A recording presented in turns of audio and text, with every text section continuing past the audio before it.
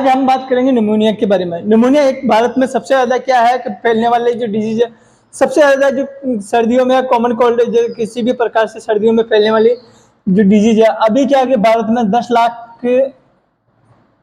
10 lakh case per year मिल रहा है। इसमें 10 लाख केस इसी से प्रभावित होता है। इसी के अलावा जैसे बच्चे और बूढ़े, जैसे जन्म से लगा के 5 ईयर के बच्चे या 65 साल से अबव वाले व्यक्ति, यानी जैसे जियाट्रिक हो गए, तो उसी में क्या आएगा सबसे ज्यादा, एक तो पीडियाट्रिक और जियाट्रिक में दोनों में सबसे ज्यादा निमोनिया देखने को मिलेगा। और निमोनिया की अब जो इंट्रोडक्शन की बात करते हैं तो निमोनिया क्या एक रेस्पिरेटरी इन्फेक्शन डिजीज है। रेस्पिरेटरी एक इन्फेक्शन डिजीज है जो क्या है कि वायरस और बैक्टीरिया और फंगस के कारण फैलती है। रेस्पिरेटरी इन्फेक्शन डिजीज है। रेस्पिरेटरी इन्फेक्शन डिजीज है जो क्या है का वायरस, बैक्टीरिया और फंगस के कारण ये फैलती है। ये क्या है कि फंगस बैक्टीरिया ये सब कुछ क्या है कि अपने जैसे रेस्पिरेटरी ट्रैक्ट में पहुंच के ट्रेकिया से किसी भी प्रकार से पहुंच के अपने एल्वियोलाई को क्या है तो प्रभावित करता है। जैसे लंग्स को ये प्रभावित करता है।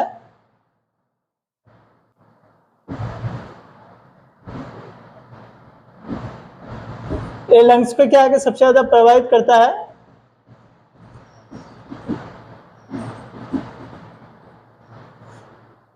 लंग्स पे क्या है सबसे ज्यादा प्रभावित करता है। इसके अलावा क्या है कि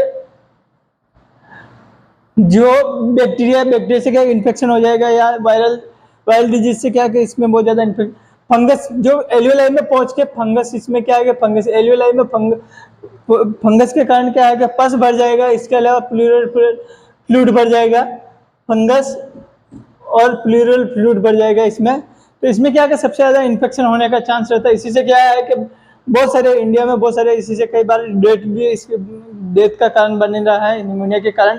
अब बात करते हैं इसके कॉज की। कॉज में है क्या है कि इसमें बैक्टीरिया वायरस और फंगस तीनों इसका कॉज है। तो इसमें भी अलग अलग कॉज है। जैसे बैक्टीरिया में जो मेन बैक्टीरिया इसका स्ट्रेप्टोकोकस बैक्टीरिया। इसी के अलावा जैसे वायरस में है तो वायरस में इन्फ्लुएंजा वायरस और कॉमन कोल्ड है। इन्फ्लुएंजा वायरस में जैसे फ्लू, किसी भी प्रकार की फ्लू है तो उसी में जैसे तो उसी से हो जाएगा। कॉमन कोल्ड है। कॉमन कोल्ड से क्या होता है कि जो किसी भी प्रकार के जैसे कॉमन कोल्ड है, सर्दी जुकाम हो गया, उसी से भी क्या है कि निमोनिया होने का चांस सबसे ज्यादा। इसी के अलावा फंगल इन्फेक्शन है जो क्या है एयरबोर्न के कारण, अपने जो हवा के कारण रेस्पिरेटरी ट्रैक्ट को जाके प्रभावित करता है। उसी से क्या है कि एल्वियोलाई में फंगस और प्लूरल फ्लूइड बनने का सबसे ज्यादा चांस रहता है। इसी कारण से फंगल इन्फेक्शन के कारण से भी होता है।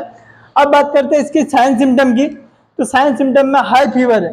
हाई फीवर क्यों रहेगा? क्योंकि इसमें बैक्टीरिया है, तो बैक्टीरिया के कारण सबसे ज्यादा हाई फीवर रहेगा। इसी के साथ साथ इसमें फंगस भी है, तो फंगस के साथ साथ इसमें भी हाई फीवर रहेगा।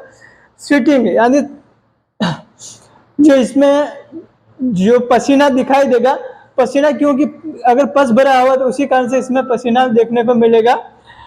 अगर खांसी है तो खांसी के साथ साथ में इसमें क्या है कि स्पूटम में जो क्या है कि कग देखने को मिलेगा। इसी के अलावा जो सांस लेने की जो है उसमें क्या है कि शॉर्टनेस, यानी ब्रीथ, जो सांस लेने में उसको शॉर्टनेस की आवाज़ सुनाई देगी। इसी के अलावा नोजिया, वोमिटिंग, हेडेक और इसी के अलावा कग के साथ में स्पूटम देखने को मिलेगा। अब बात करते हैं इसके डायग्नोस की। तो डायग्नोस में क्या है कि सबसे पहले अपन चेस्ट एक्सरे करवाएंगे। चेस्ट एक्सरे करवाने से क्या है कि उसका जो फंगस है, फंगस का पता चल जाएगा। इसी के अलावा प्लूरल फ्लूइड जो भरा होगा उसी से क्या है कि इसका पता चल जाएगा। इसी के बाद में क्या होता है कि ब्लड जो टेस्ट है उसी से भी पता चल जाएगा। ब्लड कल्चर टेस्ट है उसी से भी, या स्पूटम कल्चर टेस्ट। स्पूटम से क्या है कि जो उसमें पस भरा होगा अगर, तो पस होगा या इन्फेक्शन होगा तो उसी से भी पता चल जाएगा कल्चर के कारण। और प्लूरल फ्लूइड निकाल के, अगर जो लंग्स है उससे प्लूरल फ्लूइड से भी क्या है कि उसका कल्चर टेस्ट करवा के उसका पता चल जाएगा। इसी के अलावा ब्रोंकोस्कोपी करवाने से क्या है कि उसका निमोनिया का पता चलेगा। अब बात करते हैं इसकी ट्रीटमेंट की।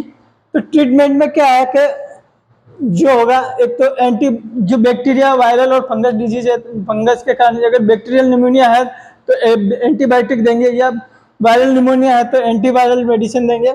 इसी से क्या है कि एंटीबायोटिक और एंटीवायरल मेडिसिन। इसी के अलावा अगर बॉडी पेन होगा, अगर सिम्टम में क्या है कि जैसे सिम्टम में पेन एब्डोमेन वगैरह बहुत सारा रहता है, तो इसी में जैसे एंटीपायरेटिक, बुखार होगा तो एंटीपायरेटिक और एनाल्जेसिक, और कग जैसे खांसी के साथ में ये है, खांसी है तो उसी कग रिफ्लेक्स मेडिसिन देंगे। इसी से क्या है कि इसी का रिलीफ मिलेगा। इसी के अलावा क्या क्या हॉस्पिटल एडमिट करवा के ऑटो थेरेपी, इसी के अलावा आईसीयू में